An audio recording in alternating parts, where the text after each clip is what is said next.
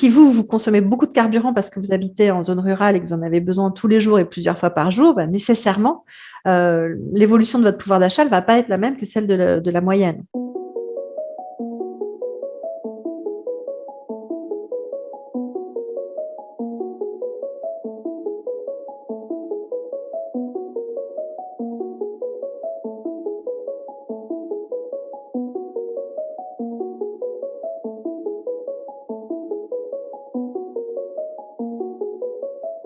Le pouvoir d'achat sous le président Macron a augmenté 2 fois plus que sous les quinquennats précédents.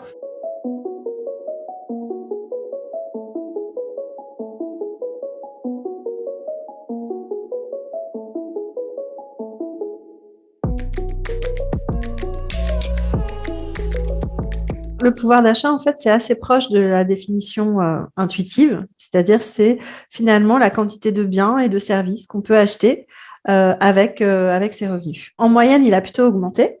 On est à plus 1,5%, a priori, suivant les calculs, puisqu'on n'a pas encore fini l'année, donc suivant les estimations de l'OFCE. Et en fait, on se rend bien compte, ne serait-ce qu'avec ce chiffre, qu'on est finalement sur des évolutions qui sont très petites. Est-ce qu'on se rend vraiment compte dans nos dépenses quand on gagne 1 euro sur 100? On voit bien qu'en fait, pour qu'il y ait un sentiment vraiment de gagner du pouvoir d'achat, il faut qu'on soit à 3, 4, 5% en fait d'augmentation de pouvoir d'achat pour que vraiment il y ait cette perception chez les ménages. Et donc l'augmentation régulière mais limitée, finalement, elle est quasi imperceptible.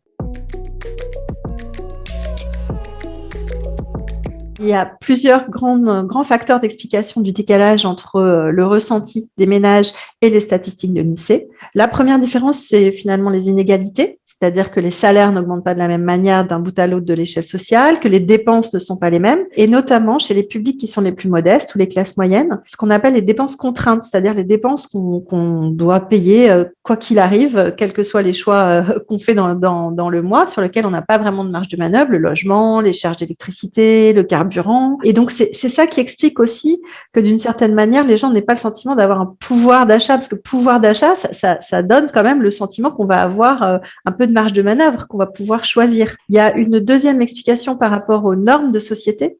Le fait qu'aujourd'hui, on est dans une société où on vit dans des logements qui sont plus grands, où on a besoin de téléphones portables, on a besoin d'ordinateurs. Tout ça, ça crée des dépenses supplémentaires qui viennent alourdir la facture. Donc, même si les salaires, même si les revenus en moyenne augmentent, d'une certaine manière, ces dépenses qui sont un petit peu obligatoires aujourd'hui, elles viennent créer aussi une difficulté, un ressenti plus négatif par rapport au pouvoir d'achat. Et puis, il y a aussi la nature des dépenses qui va avoir des effets de perception un petit peu différents, c'est-à-dire que les dépenses que vous allez faire tous les jours, notamment les dépenses de carburant, mais aussi d'alimentation, sont des dépenses quand les prix augmentent, en fait, d'une certaine manière, vous allez le voir et le revivre et le revivre.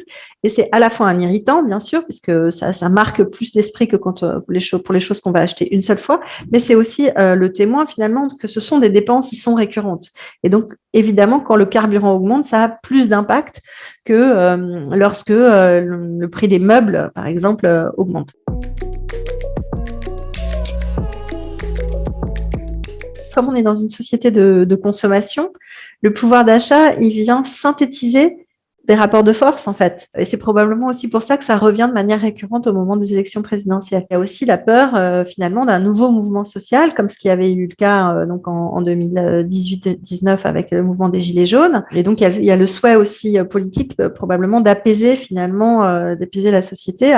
Mais il est probable que, étant donné que l'élection présidentielle est très prochaine, qu'il y ait une traduction plutôt dans les urnes, en fait, du regard qui sera porté par les citoyens sur le quinquennat.